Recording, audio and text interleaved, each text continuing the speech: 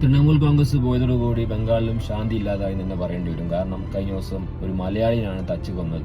കാരണം പറയുന്നത് എന്താ, മോസ്റ്റാവെന്ന് ധരിച്ചിട്ട് തച്ചാട്ട് കൊല്ലന്നെ. അതിൽ 5 പേരെ അറസ്റ്റ് ചെയ്തിട്ടുണ്ട്. എന്ത് 5 പേരെ അറസ്റ്റ് ചെയ്ത് കുറച്ച് കഴിഞ്ഞാൽ അവരെ വിടൂലേ, ജാമ്യത്തിൽ വിടൂലേ? ഈ മരിച്ചവന്റെ കുടുംബത്തിന് പോയില്ലേ? ഈ മരിച്ചവന്റെ കുടുംബത്തിന് ആര് സമാധാനം പറയും? സന്ദീപ് നായർ എന്ന ആളാണ് മരിച്ചത്, മലയാളിയാണ്. നമ്മളെ ഇന്ത്യ എങ്ങോട്ടാണ് പോകുന്നത്? എങ്ങോട്ടാണ് കൊണ്ടുപോകുന്നത് ഇവര്? മോസ്റ്റാവ് എന്ന് ധരിച്ചിട്ടാട്ട് തച്ചിട്ടാട്ട് കൊല്ലന്നെ. അവനൊരു കുടുംബം ഉണ്ടാവില്ലേ? ആ കുടുംബത്തിന് പോയില്ലേ? ഇപ്പൊ കുറച്ച് ദിവസം ഈ ഒരു വാർത്ത എല്ലാവരുടെയും ഉണ്ടാവും. അത് കഴിഞ്ഞാൽ വാർത്ത നിൽക്കും. പുതിയൊരു വാർത്ത വന്നു കഴിഞ്ഞാൽ എല്ലാവരും അതിന്റെ പുറകെ പോകും. പോയത് ഈ കുടുംബത്തിനാണ് പോയത്, ഇവന്റെ കുടുംബത്തിനാണ് പോയത്. ആര് സമാധാനം പറയും?